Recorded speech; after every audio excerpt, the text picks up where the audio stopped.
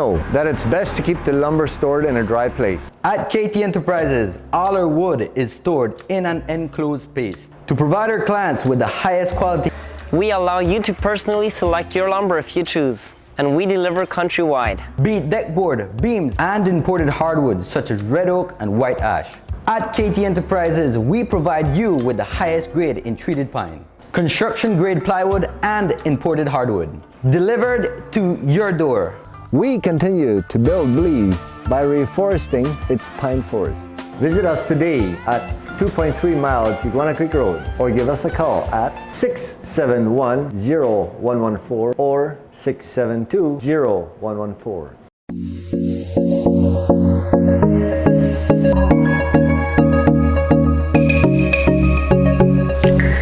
Here at Coop Sheet Metal, we believe our job is very essential in serving our customers. And that is just one reason why visiting us is an experience to be remembered.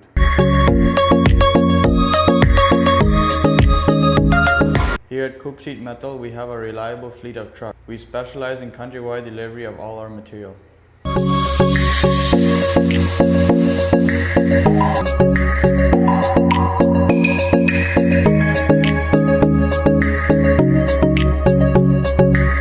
Coop Sheet Metal is a family business that was started by my grandfather, who even had many of his machines hand-built decades ago to make our products the most reliable in Belize. Come visit us at our new facility on Iguana Creek Road, just past the Belize River leading to Spanish Lookout. I chose Galen because of its strong reputation, great scholarships. I came because I can take all my classes online. Because Galen University opens doors to the outside world. Their course offering in tourism. It gives you more opportunity to become who I want to be. If you want to connect with your inner champion to make the world a better place, then Galen is right for you.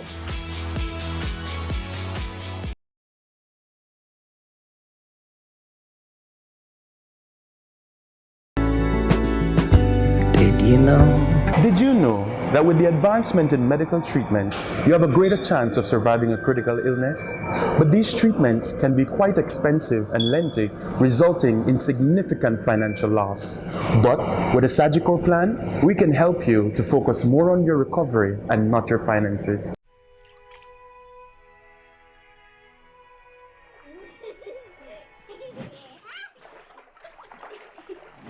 Life moves fast. Be prepared with Sagicor. Learn more at sagicorlife.com. Good morning and welcome to Morning Matters. Our guest this morning is Celeste Mohammed. She's a professional writer with experience in literary and business writing, author of several short stories and personal essays published in print and digital format. She got her LLB from the University of the West Indies, Caveville campus, her LEC from Hugh Wooding Law School, Trinidad, and a Master's of Fine Arts from Lesley University, Cambridge, Massachusetts. She's the recipient of the John D. Gardner Memorial Prize for Fiction, Penn Robert J. Daw Short Story Prize for Emerging Writers, and last year she received the Virginia Woolf Award for Short Fiction. She's also a blogger, a wife, and a mother. Celeste, good morning and welcome. Thank you. Morning. Thank you for having me.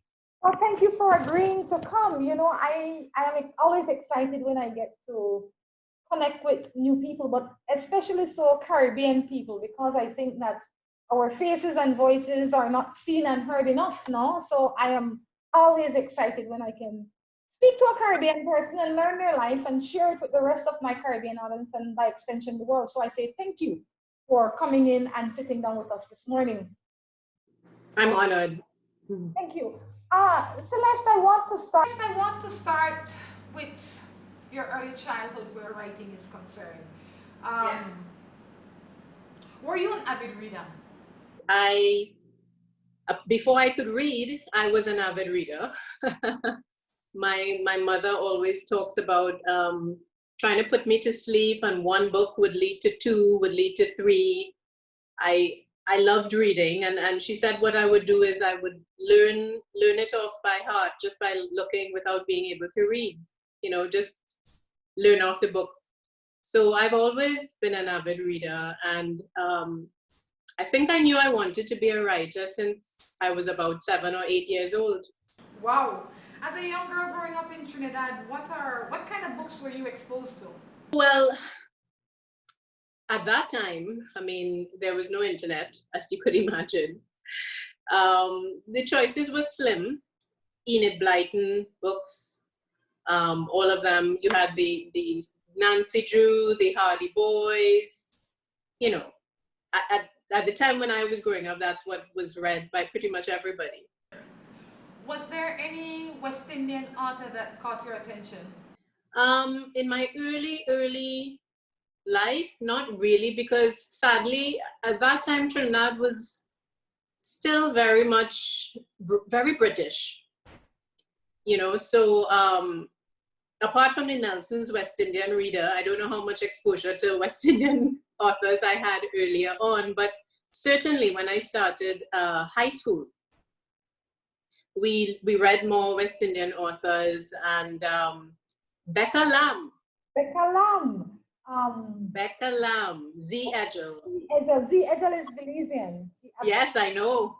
And it was even better that my literature teacher who taught us that book, she was from Belize. Oh, nice. One of the things that you said is that your parents read bedtime stories to you. I think that is something now that's almost a lost art. You know, a lot of people don't read to their children the way our parents used to read. Were you an only child or did you have siblings? So where do you fall in the line of your siblings? I'm the first, and my brother is 4 years younger. So for a while, I was an only child, and I had that attention in those early years. As a writer, you are a writer of fiction. So one would imagine that you have a very vivid imagination and a great appreciation of your surroundings. You are well aware of your surroundings. If that is so, what do you attribute it to? That's a very good question. That is an excellent question, because usually, you know, people who become writers, the first thing they ask you is, were you an avid reader? And the answer is usually yes. But in terms of the development of the imagination, I would say actually perhaps being an only child and having to entertain myself for 4 years. And even when my brother came along, I mean, he was a baby. So really, I think for a big chunk of my very early life, I entertained myself. And the development of the imagination really started there, I would say. I suppose in school that English must have been one of your better subjects. Yes, it was. Yes, it was. And again, I will attribute that to my mother, because at home, we were not allowed to speak Trinidad Creole. We had to speak proper English at home.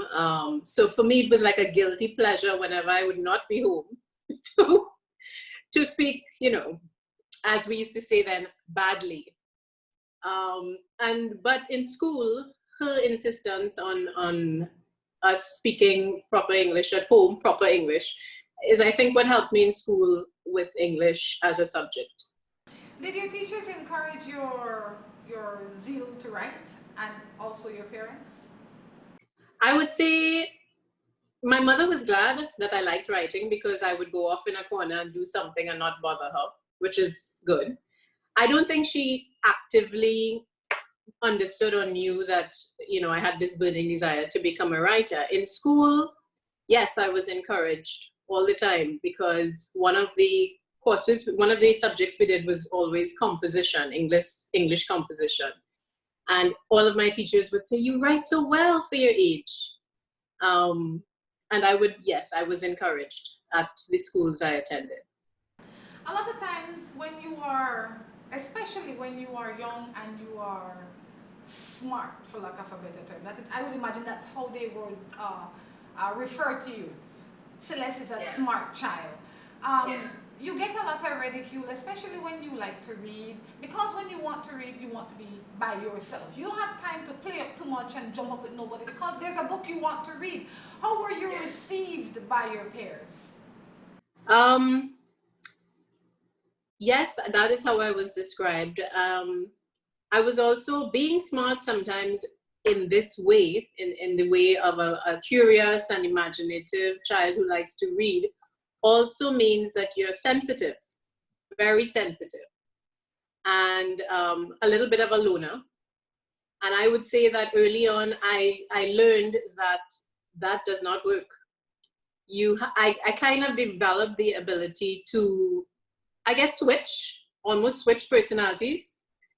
So when I was at school, you know, I could be very personable. But when I was at home, that was it.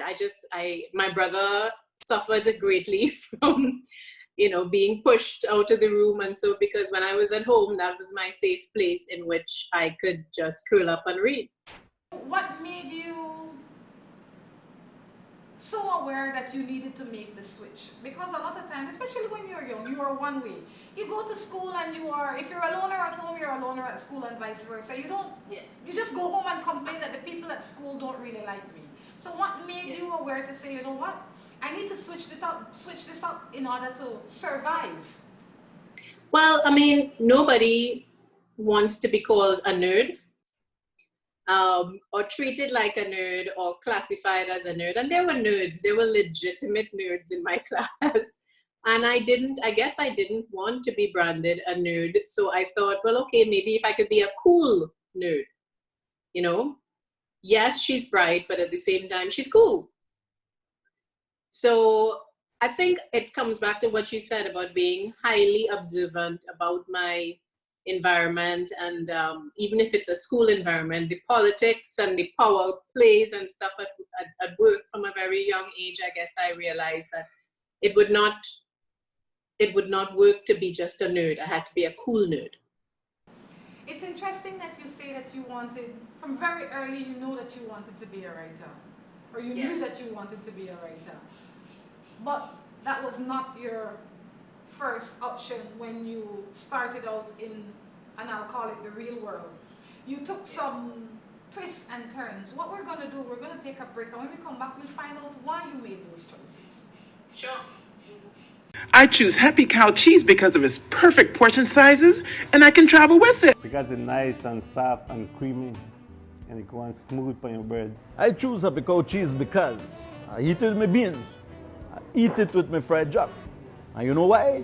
Because it's nice. Most of all, when you're on the plane, you know they only give you some crackers, and you could just take one out and enjoy it with Happy Cow cheese. I'm Miss Baker, and I choose Happy Cow cheese because it goes well with all the stuff I bake. Happy Cow cheese. Look for it in a store near you. Distributed in Belize exclusively by Emilio Ahmad and Sons Limited. New Buildings Limited is the company of choice when it comes to design, fabricating, and erection of wide-span metal buildings in Belize.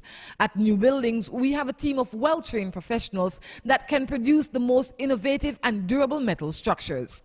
Be it domestic or industrial buildings, we can get it done for you. We have put together some of the most outstanding metal structures in the country. We also do estimates and consulting. Visit New Buildings in Spanish Lookout or give them a call at 631-8723 or 610-5185. New Buildings Limited, the experts when it comes to metal structures in Belize. Me and my Marie shops in Lake. Me and my Marie Sharp in Indiana. I'm in Rhonda Beach, California with my Marie Sharp. Me and my Marie shops in Kabul, Afghanistan. Me and my Marie shop that are Hertfordshire, England. Me and my Marie shops in Taipei, Taiwan. Marie Sharp, world-class products produced in Belize. Hey, I bring your favorite for your lunch. I'll share me. Alright, thanks, but I'm really hungry right now. You look frustrated. What going on? I don't know, they're far and I got a lot of bills to pay right now. I might have a solution that can help you out. Well, you must have got there then to Jesus thing, because this one, yeah, miracle. Not quite, but I know First Stop Speedy Money. Well, please tell me about that.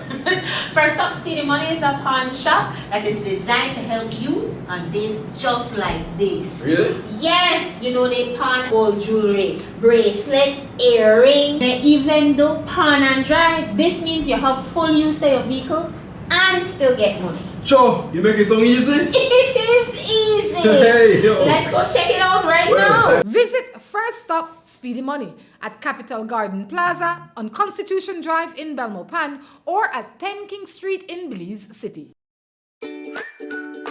Think water. Think crystal water. For energy and health, you need to drink water throughout the day. Crystal water is the most consistent and best tasting water in Belize, trusted to refresh you and your family. Think water. Think crystal water. With 11 stages of purification to offer you the peace of mind you deserve, crystal water is the taste you can trust.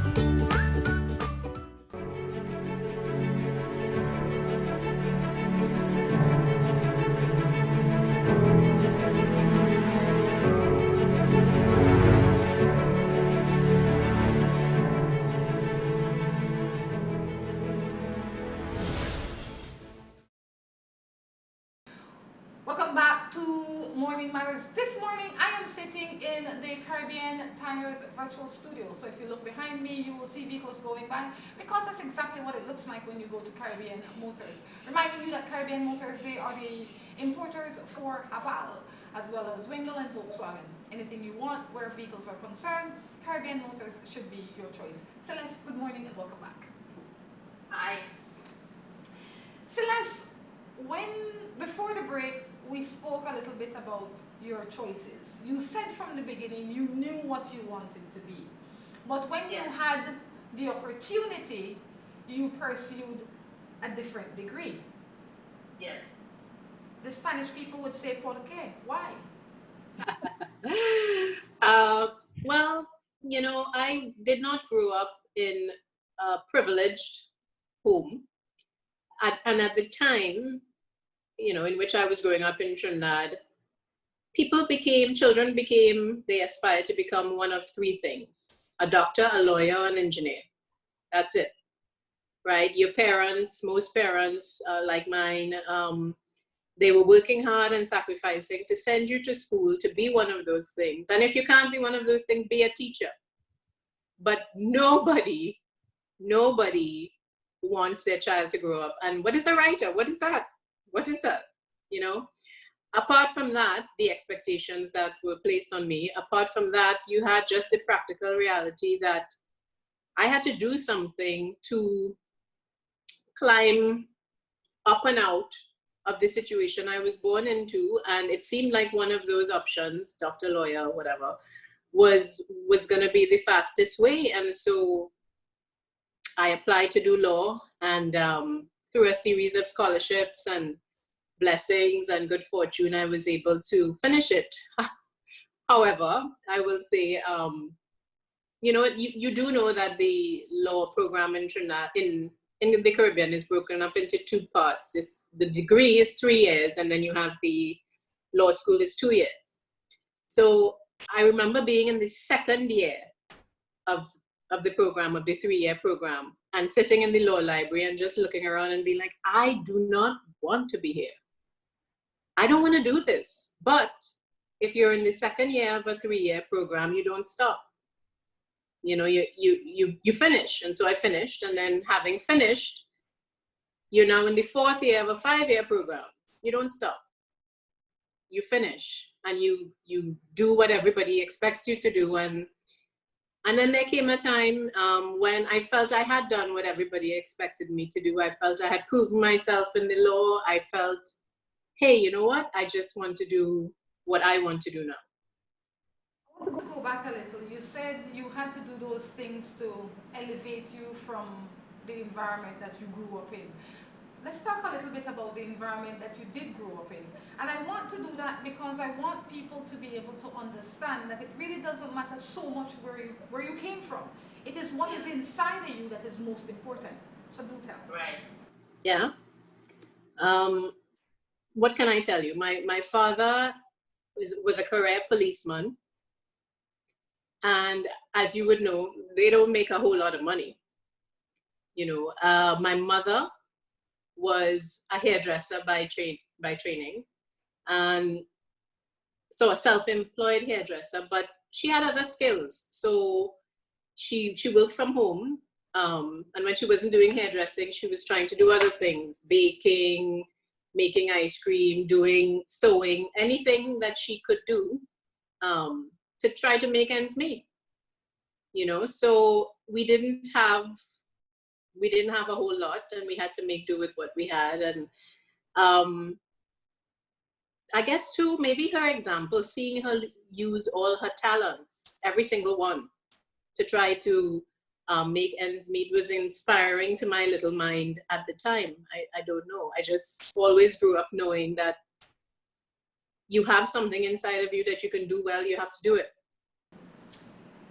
You secretly were waiting for the day that you can say, you know what, I will be a writer. What was that time like, waiting it out? Because you had to be very aware that you are serving the people now, whatever that meant, and then there will come a time when I will serve me. First of all, what did that feel like, and how did you know when was the right time?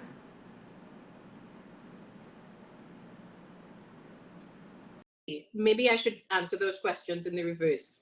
I was not consciously planning to become a writer. So I became a lawyer. I tried to be the best lawyer I could be.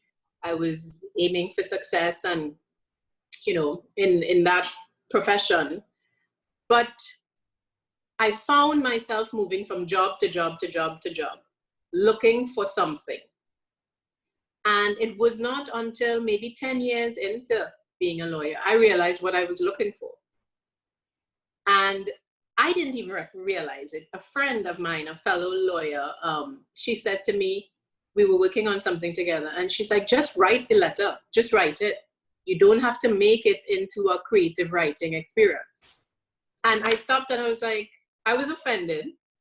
But at the same time, I was like, you know, she's right. I have been trying to make the practice of law and writing legal documents into a creative writing experience, and it can't be. You know, but what do you do? I mean, I'm a lawyer, this is what I do. And so it was churning inside of me for about a year. And I remember being in a meeting, and this meeting was going on for like 3 hours, like a corporate meeting. I was the corporate secretary and head of legal of a company. And this meeting was going on for 3 hours. And of course, I'm on the management team, so, you know, I have to keep up appearances. And after 3 hours, I was like, nah, I just lost it. I was like, nah, I can't do this anymore. And I walked out. And yeah, everybody was like, what is wrong with Celeste? And I went to my office and I just sat there and I said, you know, I cannot do this anymore. How were you sure that you would be successful at this writing? Because we see a lot of writers, they're like artists. I mean, they're out there, they're passionate, but then a lot of times they don't get published, it's just so much risk, if you want to call it that, while you already have something that is secure. What made you say, you know, regardless, I will try? Well, again, wasn't that simple or conscious a decision. So I knew I did not want to practice law anymore. I did not know what I wanted to do. I just didn't want to do that anymore. So I eventually had a conversation with my husband, and I had to work myself up to it because I didn't know how he would react.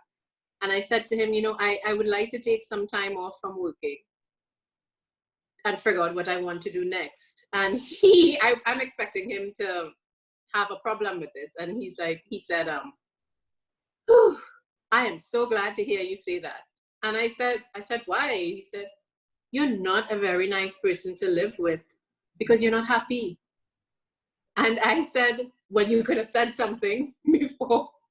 But he was relieved that I wanted to just press pause on the legal career and figure out what would make me happy.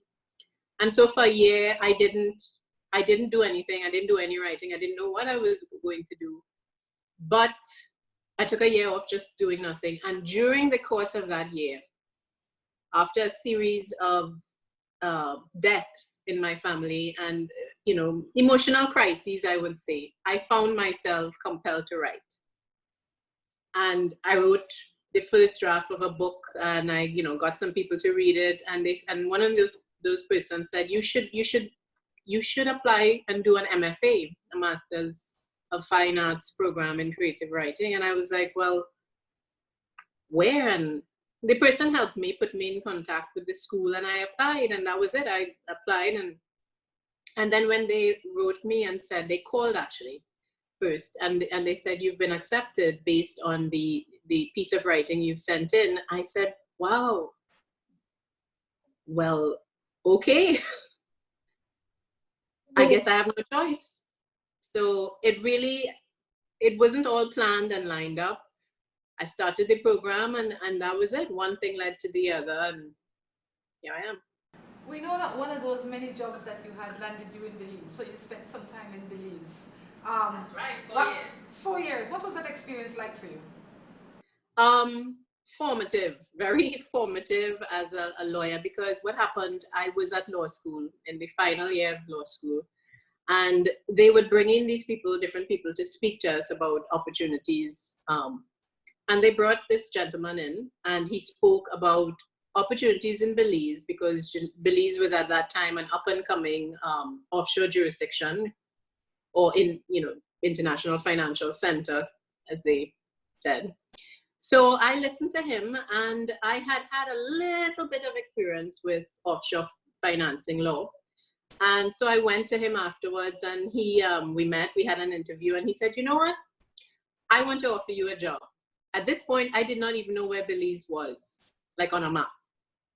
And I said, okay, I'll have to think about it. And I finished school, I was home. And after, he kept calling, are you coming to Belize? Are you coming to Belize? And after about 2 months of being home in my parents' house and not having a job, I said, you know what, I'll just try. I'll just go, I'll see how it goes. So I came to Belize, and that was my first job as a lawyer.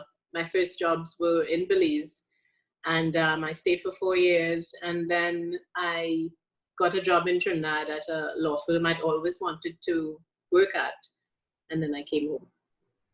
Did you include any of your observations from Belize in any of your short stories?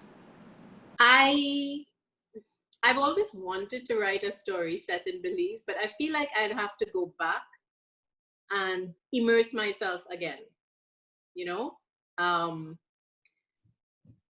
because Belize is a special place. It's a very different place. And I would want to do it justice. So it is in my mind to write a story set in Belize, and I have thought about 1 or 2, but I would need to come back and immerse myself and, get back into the Creole. Yeah, that's one of the things that I notice about your writing, is that you do not write in English. You write in the tongue of the people that you are describing, which I think is fun. I mean, in the third segment, I would like for you to read one of your pieces, because I enjoyed it so much. I figure everybody else is going to enjoy it as well. When you stop reading it, I was thinking, I want to hear more. I want to hear the rest of this. But we will definitely get into that in the third segment. In this segment, however, I know that you have written a series called Pleasant View.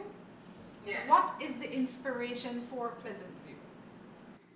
Pleasant View, I would say, how it came to be during the course of that master's program that I entered in Boston.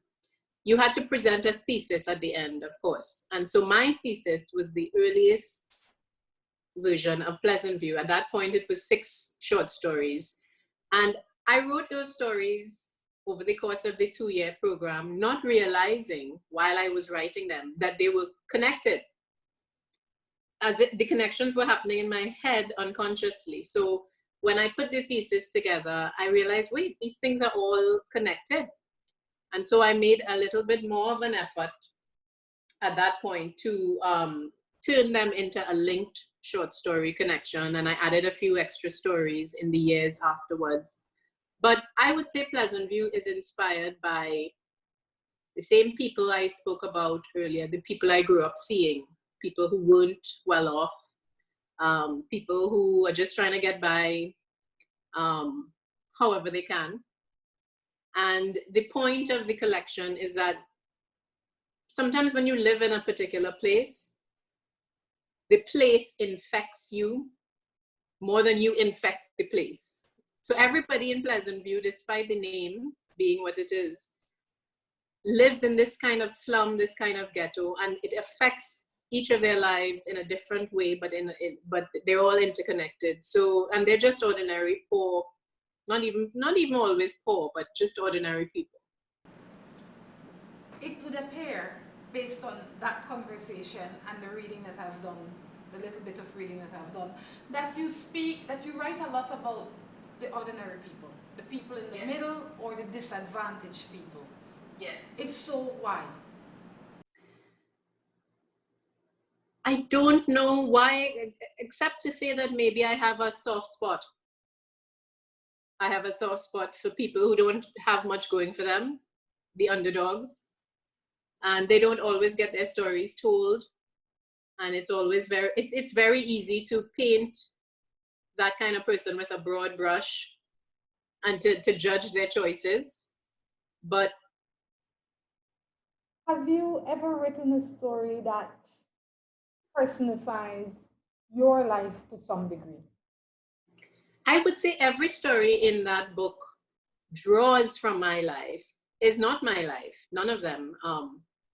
They all draw from my life, though. When my own experiences, also things I've witnessed, maybe things that friends have or family have experienced and shared with me. All of it comes in, and I don't know how any successful writer would write without bringing their own life into it. Tell us about the novel you're working on in this time. Right. So Pleasant View is finished. That's the short story collection. And hopefully I will be able in another conversation to tell you it is out and available.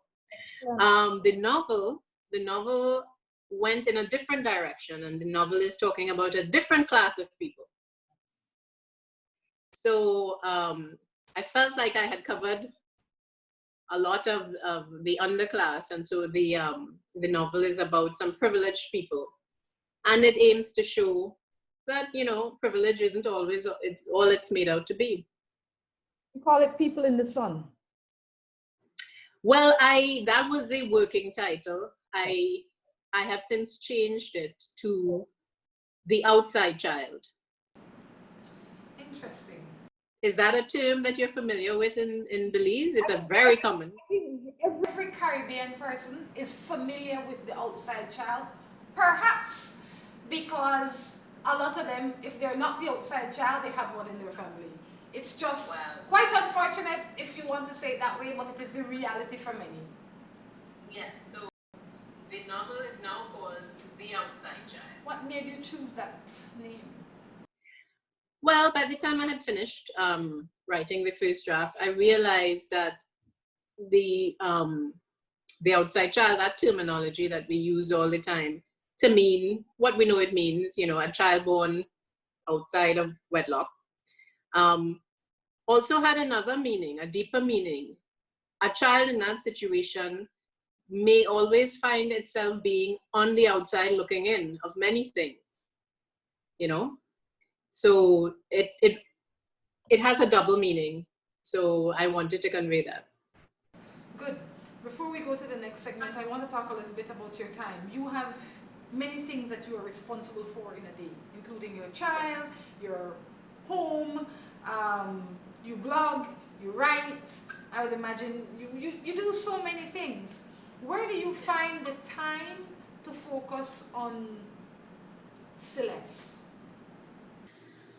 I've had to learn the hard way that you have to make that time. And even if it is, I try to wake up before everyone else and just give myself that time.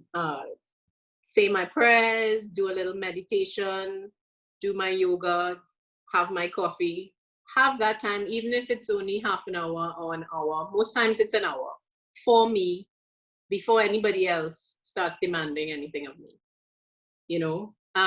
Same thing at night. I try to carve out time just before I go to sleep for myself to just unwind and try to bookend the day like that.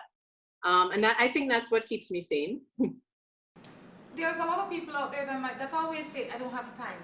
And that could be because they don't know how to structure their time. They don't have good time management.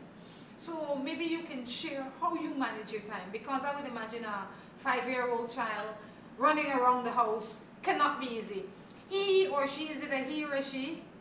It's a she. She does not understand the concept of all the things that you have to do, including managing her. So how do you structure your time to be able to give her what she needs, but also give yourself and your husband what you all need? For me, always having a routine. I get anxious if I don't have a routine. And I think a routine is a really good way to hold yourself accountable. Having a routine, doing the same thing every time, every day at the same time, after a while, you begin to find spaces in between those things where you can fit in a little bit of this and fit in a little bit of that. And so she has a routine set by me, and we work with that routine. And she knows that after a particular time, Mommy, we have to be done with this. We have to be done with the homeschooling. We have to be done with this because Mommy is moving on to something else. Okay?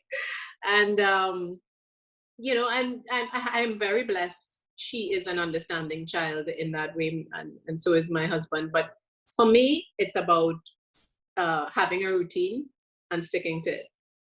I think COVID has challenged that routine, but I do still try to hold on to some form of routine. Well, I would imagine that COVID would allow you to create new routines because now you have so much time inside. I mean, it's just the life. What we're going to do, we're going to take a break, but when we come back, we'll be listening to you read a segment from one of your books. Sure. Going to take a break and be back. I chose Galen because of its strong reputation, great scholarships.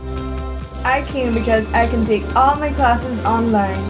Because Galen University opens doors to the outside world. Their course offering in tourism. It gives me more opportunity to become who I want to be. If you want to connect with your inner champion to make the world a better place, then Galen is right for you.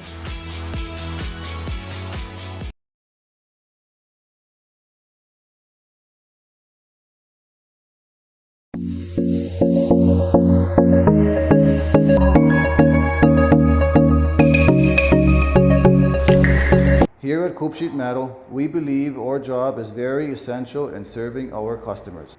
And that is just one reason why visiting us is an experience to be remembered.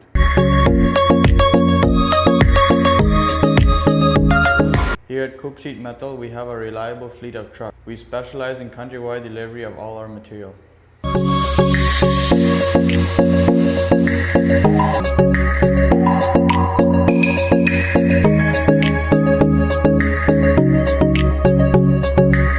Coop Sheet Metal is a family business that was started by my grandfather, who even had many of his machines hand-built decades ago to make our products the most reliable in Belize. Come visit us at our new facility on Iguana Creek Road, just past the Belize River leading to Spanish Lookout.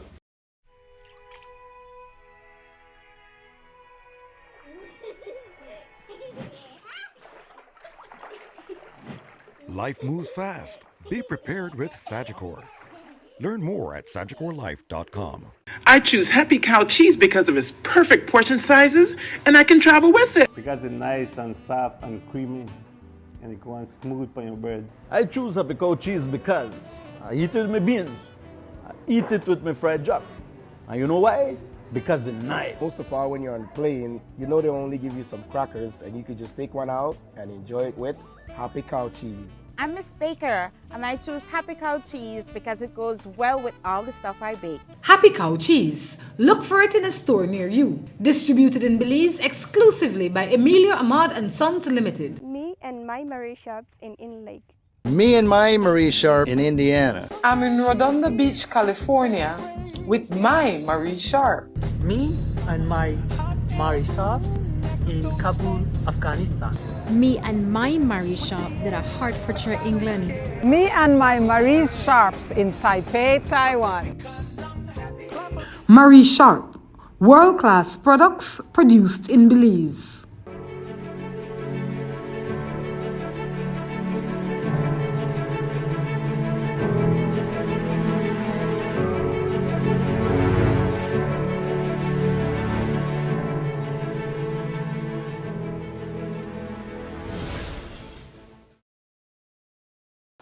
welcome back to the third and final segment of Morning Matters. All right, Celeste will read one of her short stories for us now. I don't know about you, but I am super excited. Celeste, please do read. Okay, so this one is called The Dragon's Mouth, and it is the most recently published short story of mine. It was published in the Beloit Fiction Journal. And yeah, I'm just gonna dive in. This is the one that I think you read and you said you liked, right? I wondered why it had to end. Okay, so here we go. It have a benefit to being on this prison island, this tiny dot in the gulf between Venezuela and Trinidad. Freedom. The officers don't take we on much. They don't lock up too tight, because where'd have to run? We can't go nowhere, or so they feel. Straight from the cell, me and Richards, my cellmate, we stroll out. Officer Babylon watching TV. We tell him exactly where we're going. Down by the water, boss, to light up a little bit. All you're going on smoke, or all you're going on bull, he say, squawking like a seagull. Nah, we could do that anytime we want in the cell, I say. Not because me and Richards in any bullaman thing, but because that kind of fleck-up answer is the best way to block Babylon from saying something worse. Something that might make me lose my head and bossy truth. Tonight is not a fight. No, when your head in the dragon mouth, you ease it out real slow. Me and Richards trot down the incline to the nibbling edge of the water. The place warm, not a breeze blowing, but that's good for us because the water could be flat. It have a full moon though, grinning like it know what we're planning, and so it come out for spite to make sure everybody see we. We didn't expect this damn moon. I should have checked beforehand, my mistake, but it's do or die tonight. All the dominoes done line up and people waiting on. So, me and Richard stand up, watching the silver water and sighing, like if we's really lovers. Me, I know what he thinking, but I study in Consuela. She there on the other side, on the mainland. Not Venezuela, although that's where she come from. I mean the big island, Trinidad. Consuela working in one of them so-called guest house in Pleasant View. She know I come in, at least I think so. I did send message with my partner, Stench. Pack and get ready. I'm coming for you Tuesday night. Consuela waiting. She can't wait forever. She done wait too long already. Time to move. Light the thing na by, I tell Richards, before the man gets suspicious. Richards pull a little spliff and a lighter from his pants pocket. He take a pull, I take two. We blow out the smoke and the air start to smell like food. I rest down the joint on a rock and prop it up nice. You ready? Yeah, let we go. With that, me and Richard walk into the sea and just keep walking till we disappear. We lucky. Not everybody could do what we doing. Only a few fellas on this prison island, even counting officers, could swim good. But Richard say he born and grow down St. Madeleine near a pond. He say nobody in the village was faster than he. But I tell him fresh water different to salt and pond have edge. The sea ain't got none. But he say that don't matter. Me, I born in this gulf. Icacus to be exact. If Trinidad is a boots, Icacus is the two. On a clear day, we used to see Venezuela plain as we had. My father is a fisherman, his father was a fisherman, and so it go all the way back through history. From small, I was always on the pirogue with daddy. I learned to swim before I could walk. I learned to dive before I could read. That's why I slap in this water, making it splatter out of my way like it's nothing more than meltdown ghee. Left, right.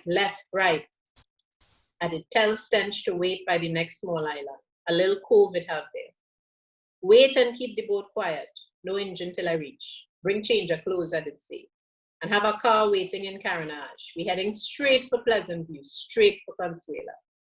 By that time, they go sound the alarm on the prison island. And while they hunting for we in the northwest, we go dash down south to Icacus. I have to see daddy and mommy before I leave for Venezuela. I have to collect back the money daddy holding for me. With that, me and Consuela go set myself up nice back in Tucupita, she hometown. Left, right, left, right. That cove is half a kilometer from here. So the map say. Left, right, left, right. Half a kilometer is about 1,600 feet. That's all. Feet. Freedom is just feet away from me. And freedom have a next name, Consuela. Consuela, a kind of madness take over. I turned barracuda in the water, one arm over the next. I'm going faster and faster. I ain't feeling nothing. I ain't afraid nothing. I'm not looking back. I'm not going back. I hear a siren, and I know it's for me. I shout for Richards, and he shout back, but he's sounding far, like he lagging behind. Richards! I bawl again. They come in, swim. That's all I could say because I'm pushing through the water, pushing hard. I'm not going back. Then I hear a vessel, the Coast Guard fast boat. Then voices, Richard's falling, other voices. It sounds like he's fighting them. He not going easy. I'm sorry for him, but I'm glad same time because them so busy with he. I get a chance to swim faster, push harder, lungs burning till I feel I go dead. Jesus, I gasp and spit brine. Jesus used to lie with fishermen, so he go hear me. I only have energy to swing my hand one last time and I touch a log. I latch on and name it Hallelujah. Hallelujah, keep my head above water till I reach the cove. Can't believe I actually reached. Afraid to let go, hallelujah. But them fellas grab and pull me on the pirogue. We take off for Carenage. I'm so tired, I'm barely breathing, but I have to ask Tench. You tell she are coming? He say, yes, bye. And I just talked to she. She ready and waiting. You know, I sit here and I'm not sure if it is a love story, if it is just a regular criminal that had his wife at home waiting, if he just met this girl and he never get enough time. So what was the motivation behind this piece? My motivation or the character? You had to have gotten this, or is this a regular occurrence in Trinidad? When the criminals escape, they go to Venezuela? Yes, that is something that happens. You make it, Venezuela, remember, is what, 12 miles away? You could kind of see it on a clear day. So if you can make it across, you make it across, you know. So yes, that happens. Also, this whole, you know, we have had an influx of Venezuelan immigrants. It's always been the case, but it's been more so lately. And so these relationships between Trinidadian men and Venezuelan women are now quite common. So all of those things really fed into this story. I can't tell you more because I want you to actually go and read it when the book comes out. Definitely go and read it. But when in the initial stage, it really, I felt a little bit about how I feel about the prison situation here in Belize. That sometimes the guards are very lax. They allow you. I mean, because it's almost like you have this relationship of trust. So yes. You've built enough trust that you can do things that might not be acceptable, but you still get, we'd say, the bly. And so the day the prison officer gave this one the bly, he just abused it. Who would have known? Yeah. Is that how it is as well in Trinidad, that the officers are a little flexible? The other thing that is we have more than one prison that we use. And so this particular prison, although I didn't call the name of it, we do have an island prison, one of the small islands off of Trinidad, Carrera. We have a prison there. And you could imagine that even more in a setting where you are on a little island by yourself, you know, just the men and the guards, they form a kind of camaraderie. And so he has betrayed that by doing what he's done, but he's done it for the love of someone. In the short stories individually, there are 9 in this book, Pleasant View, and 6 of them have been published individually in various different literary journals across North America. So 6 of the 9 have seen the light of day, and it's now for me to get the entire collection out there.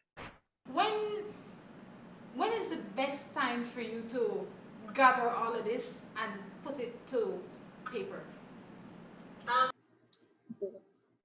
Because of how my life is set up with my daughter and stuff, I have to do all of my writing, or at least most of it, in the morning while she's at school. Yeah, so I used to, that's how my day was set up. That was my routine. I would do the bulk of my writing about 3 or 4 hours in the morning. And then I would pick up from school, and then she would be home with me, and there's no more room to write until in the night. I would probably go to sleep for a couple hours, and then if I'm really working on something that is nagging at me to come out, I would wake up especially early in the morning and do some extra work. But about 4 hours a day under normal circumstances. Since COVID, it has been very different. Let's go back to that short story that you just read.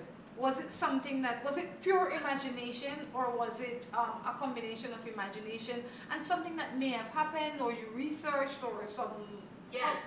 It was a combination. I've had the idea for a story like that in my head years now, ever since I had read an article in the newspaper in Trinidad about, there's only, I think, one person who's ever escaped from Carrera.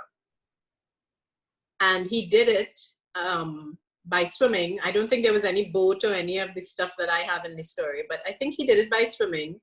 He did it for the love of a Colombian. She was not in Trinidad at the time. She had gone back to Colombia, I believe, and he did it so that he could get to her in Colombia. So, but I was intrigued by the fact that he had managed to escape. And so for about maybe 2-3 years, I had this story in my head. And one day I read all the articles I could find about that guy's story, and there weren't many. And then, but research only gets you so far, you know. After that, you need to still work it out. You are intrigued by his story. I'm intrigued by his motivation. I mean, there's so many other things that could have motivated you to leave, to try and break out. Those things could have been right outside the door. But no, they had motivation from far and wide. I mean, it's interesting. It is interesting to see what causes people to move, no? Is that guy still alive? Do you know? I have no idea. No, what happened? I think he was caught. So What happened? He did make it to the wife or girlfriend or whatever in Colombia, and things went so well. I think he started come back and forth from Colombia to Trinidad, selling items, selling things like toilet paper. And on one of his trips, he went to the bank, and somebody squealed on him, and he was rearrested at the bank because, you know, he would have been a fugitive. And so he went back to jail, and he had to serve out the rest of his time. I think he was eventually released and reunited with the love of his life. I don't know if they live in Trinidad or if they live in Colombia, but I just found that was so fascinating. So my story doesn't go in that same direction. It's, you know, various points of departure, but that initial, who breaks out of a prison island and swims for the love of anything other than themselves. Anything. Yeah. Other than yourself. I mean, it seemed also that there is a probably because you practice law for all this time, you hear a lot of criminal stories. But it seemed that every time a criminal is escaping, they always want to go and see their parents or a familiar. I don't understand that again, but it seemed that is what they do, even though they know that that is the biggest risk. It's like a magnet that pulls them. So if Tom Jones escaped from the prison, you go to his mother's house, his sister's house, his aunt's house, or his girlfriend, chances are you will find them. Celeste, I say thank you for sharing with us this morning, but before you go, I want to know what brings you the most joy in your day? My daughter, she does, because children are so innocent.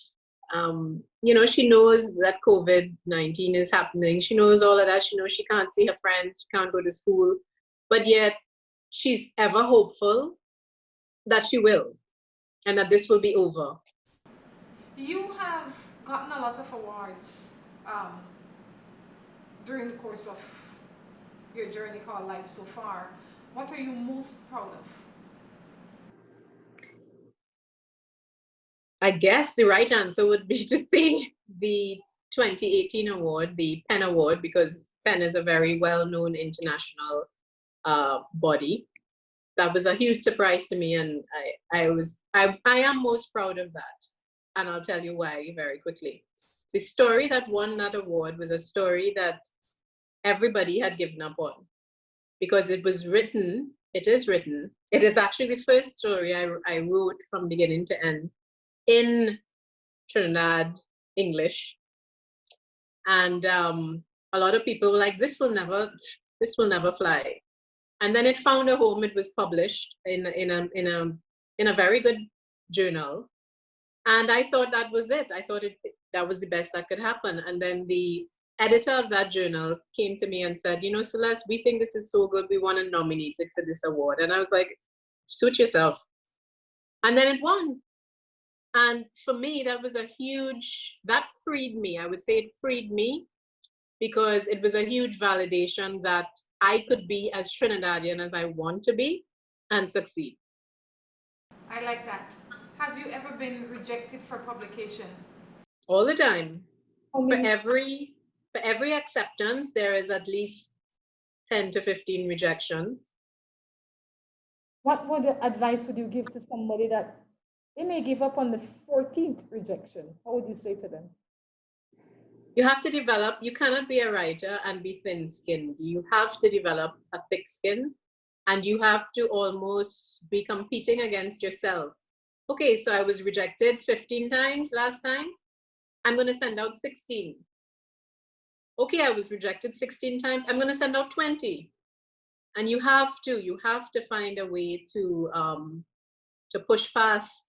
It still hurts, of course. Rejection hurts me still, but I just use it as a thing to spur myself on. Oh, you rejected me? Okay, I'm going to submit 5 more.